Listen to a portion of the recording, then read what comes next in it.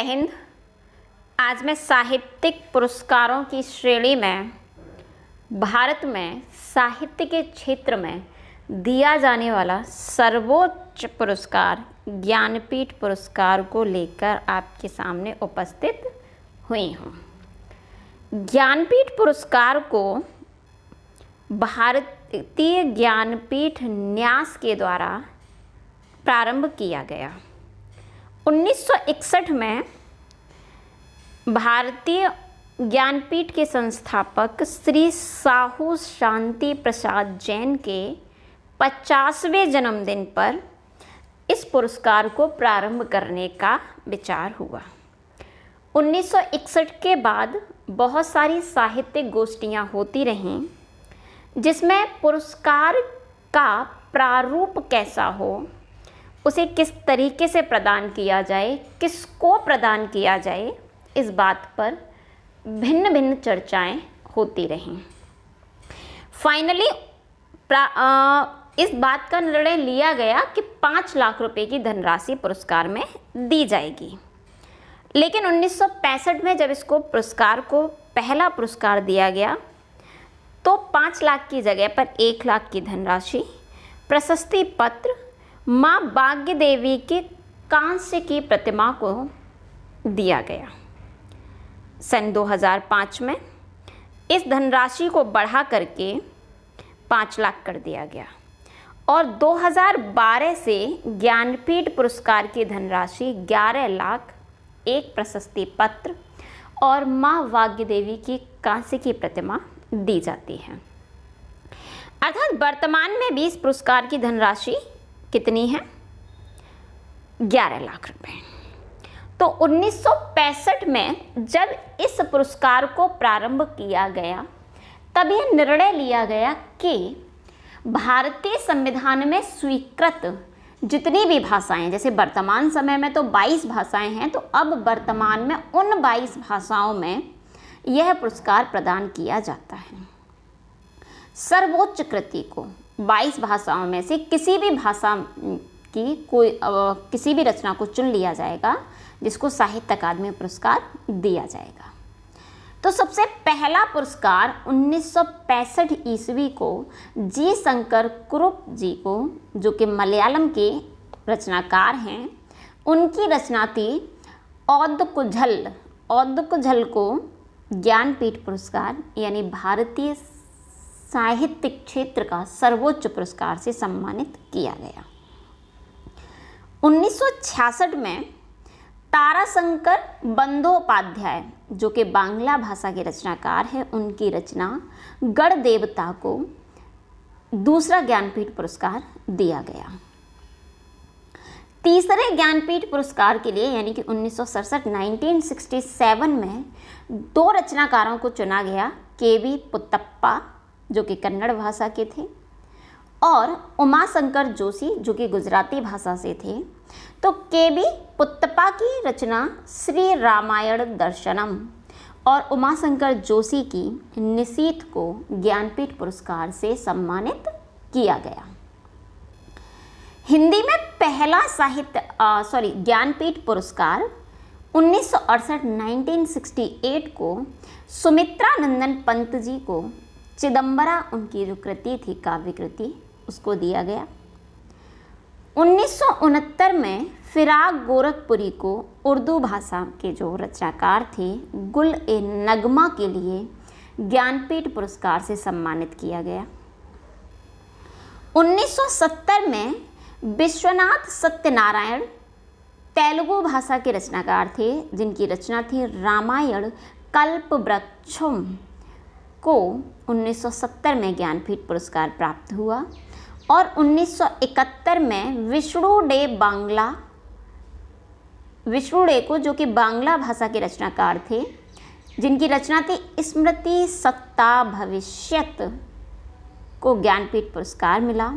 और फिर पुनः हिंदी को 1972 में रामधारी सिंह दिनकर की कृति उर्वशी को ज्ञानपीठ पुरस्कार मिला। दिनकर जी, जिन्हें आग और राग का कवि भी कहा जाता है। 1973 में 2 रचनाकारों को ज्ञानपीठ पुरस्कार से सम्मानित किया गया।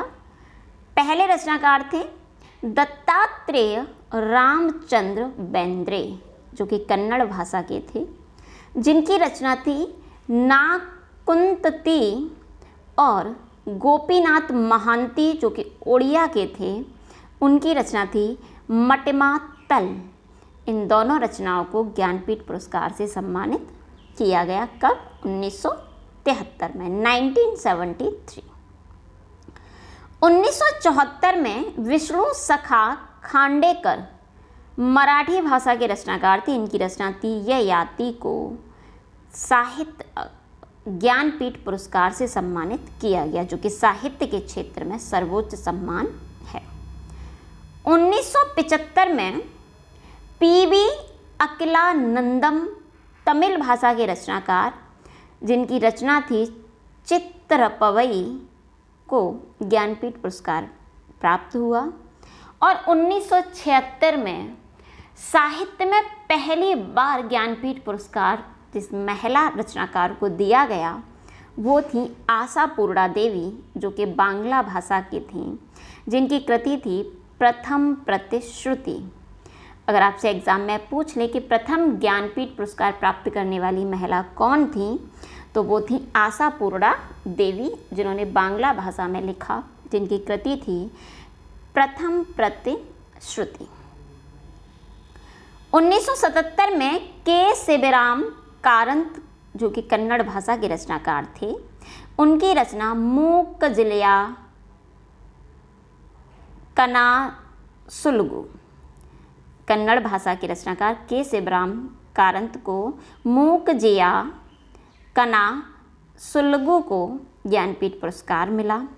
और फिर हिंदी में SHV अर्थात सच्चिदानंद हीरानंद वात्सायन अज्ञे जी को 1978 में उनकी काव्य कृति कितनी नावों में कितनी बार के लिए ज्ञानपीठ पुरस्कार प्रदान किया गया। 1979 को वीरेंद्र कुमार भट्टाचार्य असमिया के जो रचनाकार हैं, मृत्युंजय रचना के लिए उनको ज्ञानपीठ पुरस्कार से सम्मानित किया गया। और 1980 में SK पॉटकेट मलयालम भाषा की रचनाकार, जिनकी रचना और देश थे कथा और देश थे कथा के लिए ज्ञानपीठ पुरस्कार मिला। और 1981 में अमृता प्रीतम, जो कि पंजाबी की रचनाकार हैं, महिला रचनाकार हैं, हिंदी में भी बहुत अच्छा लिखती थीं, कागजते कैनवास रचना पर उन्हें ज्ञानपीठ पुरस्कार से सम्मानित किया गया अमृता प्रीतम जी को। और हिंदी में फिर एक बार ज्ञानपीठ पुरस्कार प्राप्त हुआ महादेवी वर्मा जी को 1982 में, जो कि छायावाद की दुर्गा हैं और जिन्हें निराला जी ने हिंदी साहित्य के विशाल मंदिर की सरस्वती कहा है। उनकी रचना यामा पर उनको ज्ञानपीठ पुरस्कार प्राप्त मिला। 1983 में मस्ती वेंकटेश अयंगर को, जो कि कन्नड़ भाषा के रचनाकार हैं, कयार रचना पर ज्ञानपीठ पुरस्कार प्राप्त हुआ। 1983 के बाद 1984 को जो ज्ञानपीठ समिति थी, ज्ञानपीठ न्यास था, भारतीय ज्ञानपीठ न्यास, उसके द्वारा एक निर्णय लिया गया और कहा कि अब किसी भी रचनाकार को उसकी एक रचना की बजाय संपूर्ण साहित्य पर, यानी कि एक रचनाकार का साहित्य के क्षेत्र में क्या योगदान रहा है, उसके संपूर्ण रचनाकाल पर ज्ञानपीठ पुरस्कार दिया जाएगा। तो 1984 के बाद में कोई भी रचना हमें नहीं मिलती है, क्योंकि फिर रचनाकार को दिया जाने लगा ज्ञानपीठ पुरस्कार, ना कि पहले भी रचनाकार को दिया जाता था, लेकिन रचनाकार की किसी एक कृति को दिया जाता था, कृति विशेष को दिया जाता था। लेकिन 1984 में निर्णय लिया गया कि अब ज्ञानपीठ पुरस्कार एक रचना पर नहीं, बल्कि रचनाकार के संपूर्ण रचना काल पर जो भी उन्होंने रचनाएं की हैं और उनकी रचनाओं का साहित्य के क्षेत्र में जितना भी योगदान रहा है, उन सब पर ज्ञानपीठ पुरस्कार दिया जाएगा। तो चलिए 1984 से हम देखते हैं किस किस को ज्ञानपीठ पुरस्कार प्राप्त हुआ है। तो 1984 में सबसे पहले तक्षी शिवशंकरा पिल्लई, जो कि मलयालम भाषा में अपना रचना कार्य कर रहे थे, ज्ञानपीठ पुरस्कार से सम्मानित किए गए। और 1985 में पन्नालाल पटेल, गुजराती भाषा को ज्ञानपीठ पुरस्कार प्राप्त हुआ। और 1986 को सच्चिदानंद राउत राय, जो कि उड़िया भाषा के रचनाकार थे, ज्ञानपीठ पुरस्कार से सम्मानित किए गए। 1987 में विष्णु वाबन सिरवाड़कर कुसुमाग्रज को ज्ञानपीठ पुरस्कार से सम्मानित किया गया, जो कि मराठी भाषा के थे। और 1988 यानी 1988 को डॉक्टर सी नारायण रेड्डी, तेलुगु भाषा के रचनाकार को ज्ञानपीठ पुरस्कार से सम्मानित किया गया। और 1989 को कुर्तुल एन हैदर को ज्ञानपीठ पुरस्कार से सम्मानित किया गया, जो कि उर्दू भाषा के रचनाकार थे। और 1990 में वी के गोकुक को ज्ञानपीठ पुरस्कार प्राप्त होने का गौरव प्राप्त हुआ, जो कि कन्नड़ भाषा के रचनाकार थे। और 1991 को सुभाष मुखोपाध्याय, जो कि बांग्ला भाषा के रचनाकार हैं, ज्ञानपीठ पुरस्कार को से सम्मानित किए गए। 1992 में फिर हिंदी को एक बार ज्ञानपीठ पुरस्कार से सम्मानित किया गया और इस बार नरेश मेहता जी को ज्ञानपीठ पुरस्कार प्राप्त हुआ। 1993 में सीताकांत महापात्र, जो कि उड़िया भाषा की रचनाकार थे, ज्ञानपीठ पुरस्कार से सम्मानित किए गए। 1994 को U.R. अनंत मूर्ति, जो कन्नड़ भाषा में अपना रचना कार्य कर रहे थे, ज्ञानपीठ पुरस्कार से सम्मानित हुए। और 1995 में M.T. वासुदेव नायर, मलयालम भाषा में रचना कर समाज को योगदान दे रहे थे, ज्ञानपीठ पुरस्कार से गौरवान्वित किए गए। और 1996 को महाश्वेता देवी को, जो कि बांग्ला भाषा में रचना कार्य कर रही थीं, को ज्ञानपीठ पुरस्कार प्रदान किया गया। 1997 को अली सरदार जाफरी, जो कि उर्दू भाषा में रचना कर साहित्य के क्षेत्र में समाज को अपना योगदान दे रहे थे। 1997 में देश के सर्वोच्च सम्मान, साहित्यिक सम्मान से उन्हें सम्मानित किया गया। 1998 में गिरीश कर्नाड, जो कि कन्नड़ भाषा में रचना कर्म कर रहे थे, ज्ञानपीठ पुरस्कार से सम्मानित हुए। 1999 यानी 1999 में 2 रचनाकारों को ज्ञानपीठ पुरस्कार से सम्मानित किया गया, जिनमें एक पुरस्कार हिंदी की झोली में आया, यानी कि निर्मल वर्मा जी को दिया गया, और दूसरा पुरस्कार गुरदयाल सिंह, पंजाबी भाषा के रचनाकार को दिया गया। सन 2000 में इंदिरा गोस्वामी, यानी असमिया में जो रचना कर रही थी, असमिया लेखिका को ज्ञानपीठ पुरस्कार से सम्मानित किया गया। और 2001 में राजेंद्र केशव लाल शाह, गुजराती के रचनाकार को ज्ञानपीठ पुरस्कार से सम्मानित किया गया। 2002 में दंडपाड़ी जयकांतन, तमिल भाषा के रचनाकार को देश के सर्वोच्च साहित्यिक सम्मान से सम्मानित किया गया। और 2003 में बिंदा करंदीकर, मराठी रचनाकार को ज्ञानपीठ पुरस्कार से सम्मानित किया गया। 2004 में रहमान राही को कश्मीरी भाषा में रचना करने के लिए रचना काल यानी साहित्य के क्षेत्र में अतुलनीय योगदान देने के लिए ज्ञानपीठ पुरस्कार से सम्मानित किया गया।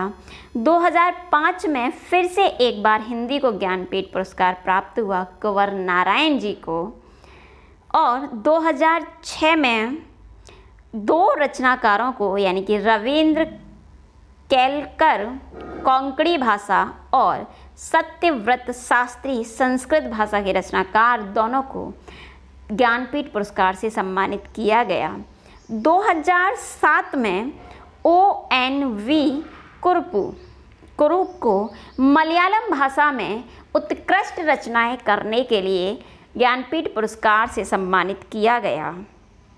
सन 2008 में अखलाल मोहम्मद खान शहरयार को उर्दू भाषा में रचनाओं के लिए ज्ञानपीठ पुरस्कार से सम्मानित किया गया।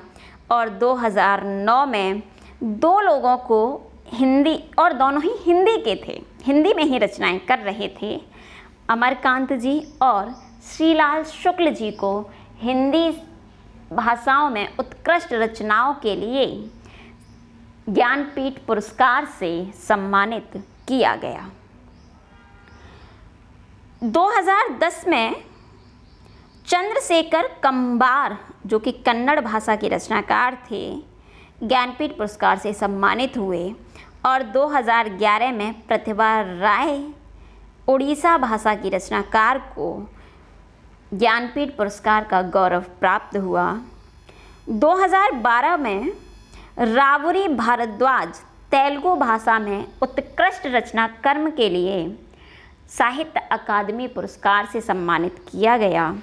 और 2013 में केदारनाथ सिंह, हिंदी भाषा के उत्कृष्ट रचनाकार, को ज्ञानपीठ पुरस्कार से सम्मानित किया गया। 2014 में पुनः 2 रचनाकारों को ज्ञानपीठ पुरस्कार दिया गया। भालचंद्र नेमाड़े, जो कि मराठी में रचनाएं कर रहे थे, व रघुबीर चौधरी, जो कि गुजराती में रचनाएं कर रहे थे, दोनों को ज्ञानपीठ पुरस्कार से सम्मानित किया गया। और 2015 में रघुबीर चौधरी जी को भी, जो कि गुजराती में रचनाएं कर रहे थे, ज्ञानपीठ पुरस्कार प्राप्त हुआ। 2016 में शंख घोष बांग्ला रचनाकार को ज्ञानपीठ पुरस्कार प्राप्त हुआ। 2017 में कृष्णा शोभती जी को ज्ञानपीठ पुरस्कार से सम्मानित किया गया। और 2018 में अंग्रेजी रचनाकार अमिताभ घोष को ज्ञानपीठ पुरस्कार प्राप्त हुआ। 2019 में अकिंतम अच्युतन नंबूदरी, जो कि मलयालम भाषा के रचनाकार हैं, को ज्ञानपीठ पुरस्कार से सम्मानित किया गया। और 2020 में नीलमणि फुकन जी को, जो कि असमिया भाषा के रचनाकार हैं, ज्ञानपीठ पुरस्कार से सम्मानित किया गया है। और 2021 में दामोदर मावजो को कोंकणी भाषा में उत्कृष्ट रचनाएं करने के लिए, साहित्य के क्षेत्र में अपना अतुलनीय योगदान देने के लिए ज्ञानपीठ पुरस्कार से सम्मानित किया गया है। 1965 से प्रारंभ हुए ज्ञानपीठ पुरस्कार से लेकर के 2021 तक, यानी कि आपका जो लेटेस्ट जो पुरस्कार दिया गया है दामोदर मावजी को, सारे पुरस्कारों का वर्णन, जैसा कि मैंने आपको पहले ही बताया कि 1984 के बाद से 1984 के बाद से जो ज्ञानपीठ पुरस्कार था वो संपूर्ण रचना कर्म पर दिया जाता था। उससे पहले रचनाकार के किसी एक उत्कृष्ट रचना पर, जो कि भारतीय संविधान में स्वीकृत 22 भाषाएं थीं, उनमें से कोई भी एक भाषा पर उत्कृष्ट जो रचना होती थी उस पर ज्ञानपीठ पुरस्कार से सम्मानित किया जाता था। महत्वपूर्ण बात है कि अब तक हिंदी और कन्नड़ भाषा के लेखक, जिन्हें 7 बार ज्ञानपीठ पुरस्कार प्राप्त हो चुका है, यानी कि भारतीय संविधान में स्वीकृत 22 भाषाओं में से सबसे ज़्यादा पुरस्कार ज्ञानपीठ पुरस्कार किसी को मिला है, तो वो किसको मिला है? एक हिंदी को और दूसरा कन्नड़ भाषा को। तो चलिए आज की इस क्लास में इतना ही। धन्यवाद। और अगर आप इन पुरस्कारों की PDF चाहते हैं तो PDF मेरे टेलीग्राम ग्रुप में है, जिसका लिंक मैं डिस्क्रिप्शन में दे दूँगी। और आप चाहें तो प्रांजलि प्रज्ञान नाम से बिना लिंक के भी सीधे ग्रुप से जुड़ सकते हैं। धन्यवाद।